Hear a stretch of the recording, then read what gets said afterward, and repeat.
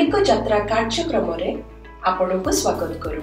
आसंतु आमे पालक प्रेमासी सतमान को द्वारा लिखित आजिर डिवोशन विषय रे चर्चा करिबा।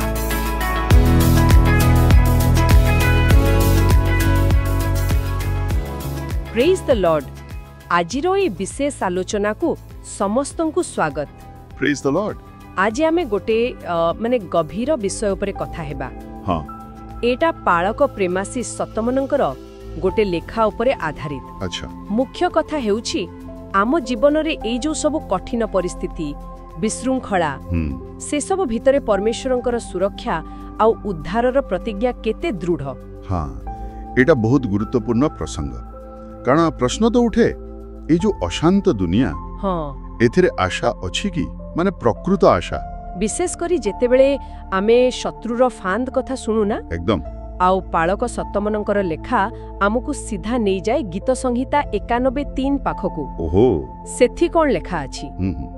निश्चित भावरे से तुमको व्याधिर फांदरो आउ संहारक महामारीरो उद्धार करिवे।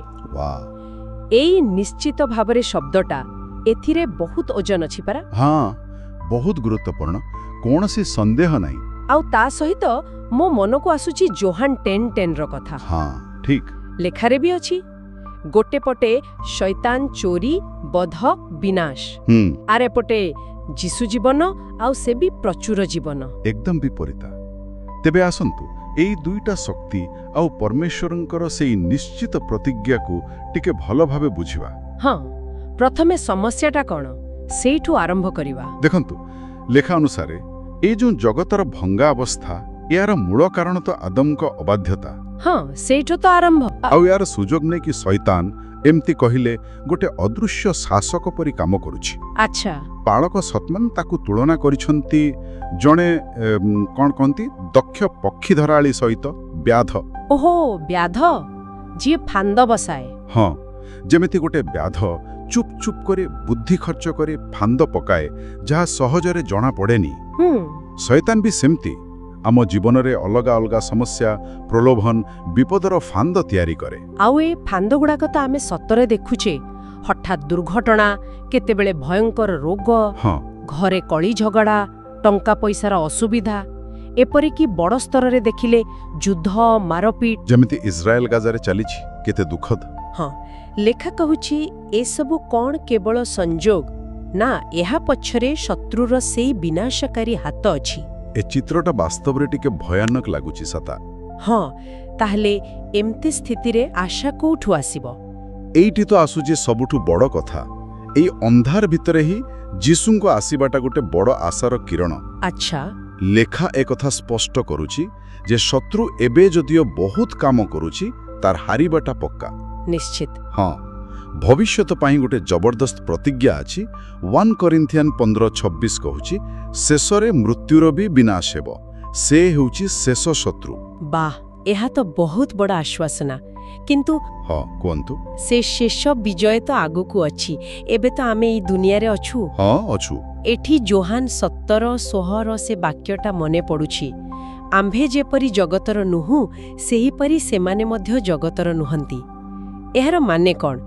जगतरे थाई भी जगतर नुह केमिथि? एटा गोटे सूक्ष्म कथा, किंतु बहुत गुरुत्वपूर्ण। माने आमे एई दुनिया रे चलप्रचल हेउछु, सबु समस्या देखुछु, भोगु बिछु। हां, किंतु आमर असल परिचय, आमर मूल्यबोध, आमर शेष भरोसा, से सबु एई दुनियार सिस्टम द्वारा चालित नुहे। अच्छा, आमे गोटे अलगा राज्यर नागरिक, जहार राजा होउछंती जीसु। बुझिले, एई दृष्टिभंगी ही आमको परमेश्वरंकर सुरक्षा उपरे भरोसा करबा को बल दिए। ओहो, एबे बुझिली। आउ एइटा हमको पुणी नहीं आसुची से गीत संगीता 91:3 पाखकु। हां, सेई निश्चित भावरे से तुमको उद्धार करिवे। लेखारे ए निश्चित शब्द उपरे एते गुरुत्व दिया जायछि। एहा केवल गोटे चांस नुहे, एकदम ग्यारंटी। एकदम। किंतु एइठी मो मनरे आउ गोटे प्रश्न आसुछि। हां, पचरंतु। जदि उद्धारटा निश्चित, ताले विश्वासी माने भी काहे की दुख, कष्ट, विपद भोगुछंती? लेखा ए विषय किछि कहूछि कि? हां, एटा बहुत स्वाभाविक और वास्तव प्रश्न। लेखा अनुसारे देखंतु, এই নিশ্ଚିত উদ্ଧାরର ଅର୍ଥ ସବୁବେଳେ ଏମିତି ନୁହେଁ ଯେ ଆମ ଦେହରେ କିଛି ଆଘାତ ଲାଗିବନି କି ଆମ ଜୀବନରେ କିଛି ବି ଅସୁବିଧା ଆସିବନି। ଆଚ୍ଛା, ତେବେ କ'ଣ?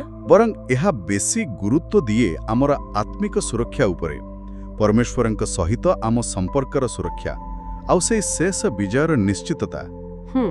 ପୁଣି ସେଇ ବ୍ୟାଧର ଉଦାହରଣକୁ ଦେଖନ୍ତୁ। ଗୋଟେ ଚାଲାଟ ପକ୍ଷୀ ବେଳେବେଳେ ଫାନ୍ଦଟା ଦୂରରୁ ଦେଖିଦିଏ ଆଉ ସେପଟେ ଯାଏନି, କିମ୍ବା ଯଦି ବି ଫାନ୍ଦରେ ପଡ଼ିଗଲା ତାର ମାଲିକ ଆସି ତାକୁ ସେଥିରୁ କାଢ଼ି ନେଇପାରନ୍ତି। ଓହୋ, ବଢ଼ିଆ ଉଦାହରଣ। ସେମିତି ପରମେଶ୍ୱର ହୁଏତ ଆମକୁ ଶତ୍ରୁର ଫାନ୍ଦ ବିଷୟରେ ଆଗରୁ ସାବଧାନ କରାଇ ଦେଇପାରନ୍ତି, କିମ୍ବା ଯଦି ଆମେ କେଉଁ ସମସ୍ୟାରେ ପଡ଼ିଗଲେ ବି ସେ ଆମକୁ ସେଥିରୁ ଉଦ୍ଧାର କରିବାକୁ ସକ୍ଷମ, ଆଉ ସେହି କଷ୍ଟ ଭିତରେ ବି ଆମକୁ ସୁରକ୍ଷିତ ରଖିପାରନ୍ତି। ମାନେ ବାହ୍ୟ ସୁରକ୍ଷା ନହେଲେ ବି ଆନ୍ତରିକ ସୁରକ୍ଷା। ଏକ୍ଜାକ୍ଟଲି। ମୂଳ କଥା ହେଲା, ଯଦି ଆମେ ଯୀଶୁଙ୍କ ଆଶ୍ରୟରେ ଅଛୁ ତେବେ ଶତ୍ରୁ ଆମର ଆତ୍ମାକୁ କେବେ ବି ବିନାଶ କରିପାରିବ ନାହିଁ। ବାଃ, ଏହା ବହୁତ ଶକ୍ତିଶାଳୀ କଥା।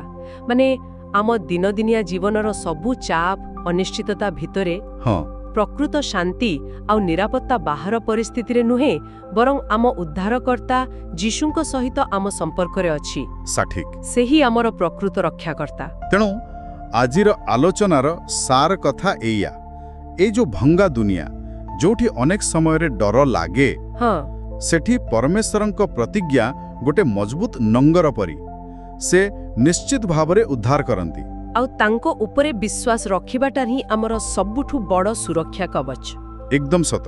ଆମେ ପୁଣି ଥରେ ପାଳକ ପ୍ରେମାଶିଷ ସତ୍ମନଙ୍କୁ ଧନ୍ୟବାଦ ଦେବା ତାଙ୍କର ଏଇ ଗଭୀର ଆଉ ଆଶା ଦେବା ଭଳି ଲେଖା ପାଇଁ। ନିଶ୍ଚୟ। ଏହା ଆମକୁ ଏତେ ଗୁରୁତ୍ୱପୂର୍ଣ୍ଣ ସତ୍ୟ ବିଷୟରେ ଭାବିବାକୁ ସୁଯୋଗ ଦେଲା। ଆଉ ଶ୍ରୋତାମାନଙ୍କ ପାଇଁ ଶେଷରେ ଗୋଟେ କଥା ଭାବିବାକୁ ଛାଡ଼ି ଯାଉଛି। ହଁ, କୁହନ୍ତୁ। ଯେତେବେଳେ ଆମ ଜୀବନରେ ପ୍ରକୃତରେ ଝଡ଼ ଆସେ, ଯେତେବେଳେ ଚାରିପାଖର ଅବସ୍ଥା ପରମେଶ୍ୱରଙ୍କ ପ୍ରତିଜ୍ଞାର ପୁରା ଓଲଟା ଲାଗେ, ସେତେବେଳେ ତାଙ୍କର ସେଇ ଅଦୃଶ୍ୟ ସୁରକ୍ଷା ଆଉ ସେଇ ନିଶ୍ଚିତ ଶବ୍ଦ ଉପରେ ପ୍ରକୃତିରେ ଭରସା କରିବା କେତେ ସହଜ ବା କେତେ କଷ୍ଟ, ଏହା ବାସ୍ତବରେ ଚିନ୍ତନ କରିବାର ବିଷୟ। ଆମେନ୍। ଆମେନ୍।